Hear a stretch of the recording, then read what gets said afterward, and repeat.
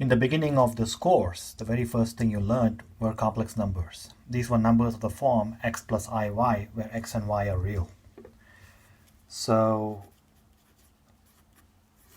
we studied the algebra of complex numbers, and different functions of complex numbers like exponential and sine and cosine can now be defined in terms of complex numbers. So these are called functions of complex numbers. So any function f of a complex number can be written as a sum of a real part and an imaginary part. You can easily see that you can do this for something like exponential function, for example, e to the x times e to the iy. Well, e to the iy, so let's just do this. E to the z is going to be e to the x times e to the iy. Well, that you know is just e to the x times cosine y plus I sine y. And so you can identify that u is immediately equal to e to the x cosine y, and v, which multiplies the I, is just e to the x sine y. So that's easy thing to see, that every function of a complex number can be written as a sum of the real part and the imaginary part, each of which is a real function. Now, the notion of where a complex number's derivative is defined is a very important one, and this definition is known as analytic. So the function f is said to be analytic at a point z equals z naught, where z naught is a complex number. That number is fixed. So this is equal to the limit as delta z goes to 0, but about any path. And if you don't put this any path, you run into trouble. But because you have this any path, you may wonder if complex analysis has any relationship with potential energy. Because remember, the potential energy function is also defined for any path. It turns out there's a very intimate relationship between complex numbers and potential theory. So potential theory can be developed entirely in terms of complex numbers because of this any path business. So if f of the z, f prime of z naught defined in this fashion exists, then you say that f is analytic at z equals z naught. And if the function is analytic everywhere, you say it is an entire function, or an analytic function everywhere is known as an entire function. There are some very important theorems about entire functions in complex analysis, which I will not get into in this video. Now, there are some very important conditions that a complex function satisfies if it's analytic. And these were discovered by two great mathematicians, a French mathematician, Augustin Louis Cauchy, and Bernard Riemann. The Riemann is the same Riemann of the Riemann hypothesis fame, by the way, the most famous unsolved problem in all of mathematics right now. And Riemann independently discovered these conditions also. And that condition is this. They're known as, popularly called, the CRC conditions, in short, Cauchy-Riemann conditions, CRC. And that is, f is analytic if and only if ux equals vy and uy equals minus vx, where subscripts denote partial derivatives. So that's a really useful result. So I'm going to, for the sake of doing something in this video, show that e to the z is analytic using the basic definition laid out by Cauchy and Riemann. So ux, let's first do ux. That's just going to be e to the x cosine y. Let me do vy. Derivative with respect to y alone. Well, that's e to the x cosine y, and you can clearly see that they're equal. So that's one half of the Cauchy-Riemann conditions. The second half is this one. So uy gives me negative e to the x sine y, and that's uy. Vx is e to the x, because I'm differentiating with respect to x, sine y. And indeed, uy is the same as minus of vx. So the CRCs are valid for e to the z, and that's how you can show, if you don't want to break a sweat, that's how you would show that e to the z is an analytic function. In fact, it's an entire function, because you can see that these derivative relations hold for any x and any y. Now, the Cauchy-Riemann conditions can also be written in terms of an operator known as the Dobolt del operator.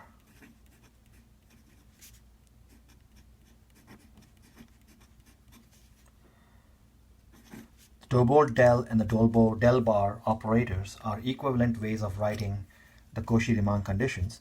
So this is defined as 1/2 del x plus I del y. Actually, I believe del bar is defined like that, so I'll put a cross arrow. And del is defined by 1/2 del x minus I del y. So del is defined with a minus sign, and del bar is defined with a plus sign. So this is a really interesting kind of operation, because if you think about it, x plus iy and x minus iy refer to two straight lines at 45-degree angles in the complex plane. So del x plus I del y is an operator that operates along the light cone in the complex plane. So these are light cone operators.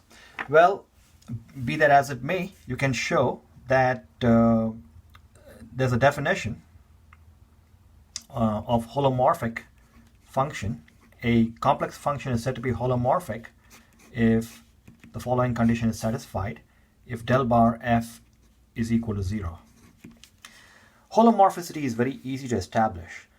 All you've got to do is recognize that del bar f is 0 if f is a function only of z and not of z bar. So this makes the finding of an analytic function really easy. So you can say e to the z is analytic because it does not have z bar. Done. And by the way, I forgot to say that holomorphicity is the same as analyticity. If a function is holomorphic, then it's automatically analytic. You can prove that. It's not a difficult proof at all. So one way to figure out if you don't even have to do this Cauchy-Riemann conditions now. For example, let's try the following. Is f of x, if f of z equal to the magnitude of z squared analytic? Suppose you want to ask this question. Well, one way to answer this question is to do the Cauchy-Riemann conditions, and you should try that. It's easy to do, actually.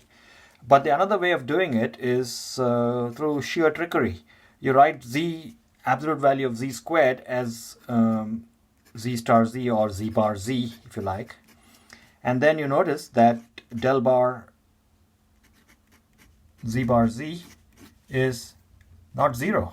In fact, it is equal to z.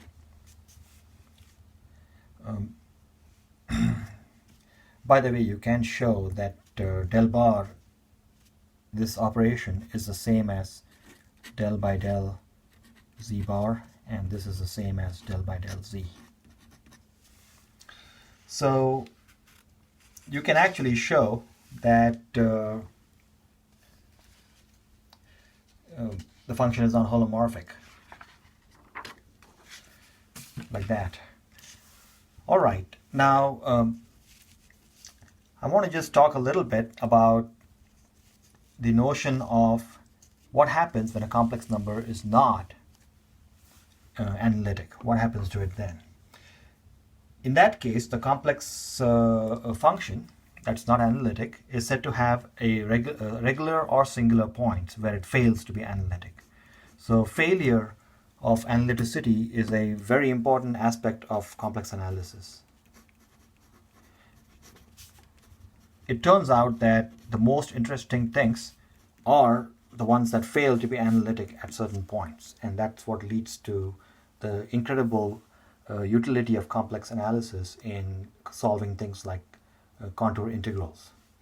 The failure of analyticity happens in two ways. One is through regular points and through singular points.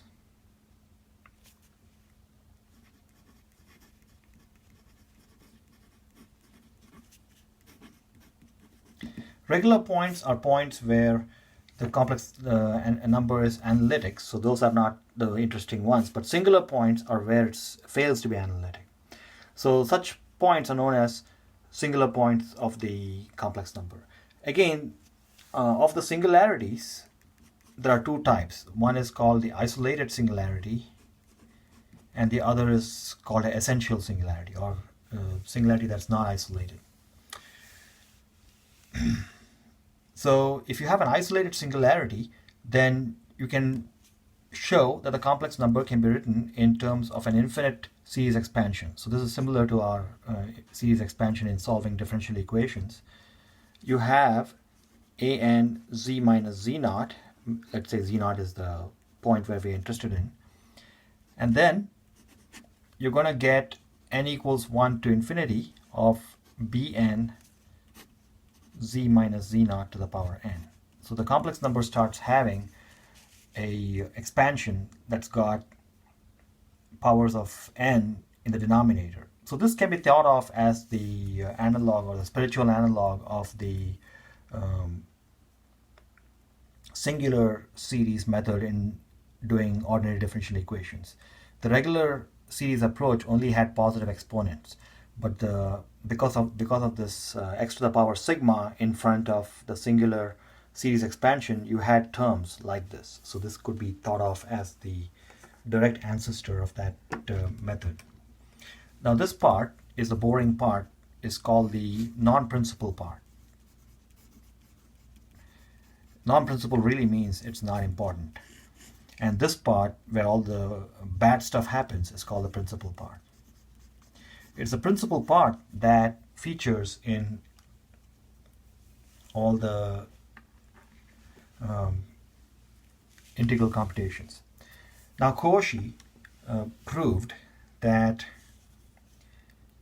the ANs in this are 1 over n factorial fnz evaluated at z naught. And by the way, this expansion has got a name. It's called a Laurent expansion.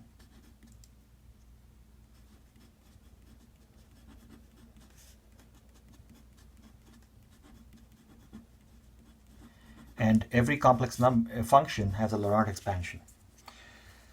An is given like that, and Bn, this can actually show by actual differentiation, and Bn is 1 over 2 pi I times the integral over any closed curve C, any simple closed curve, meaning non-intersecting closed curve, enclosing the domain.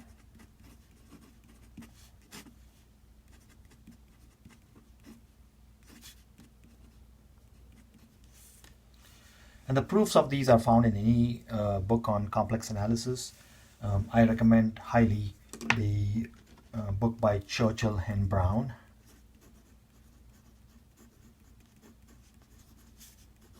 Fabulous book. And a slightly higher level book is by Alfors, who has the distinction of being awarded the first Fields Medal ever for his contributions to complex analysis. So these are stock theorems in any book. Now in the future videos, we will be talking about residue theory a lot. So let me now take the opportunity of defining the residue. The B1, which is 1 over 2 pi I, let's put n equals 1. When you put n equals 1, you notice that z minus z naught to the power 0. Okay, so that gives me integral just that, f of z dz, with nothing in the denominator. This quantity is called the residue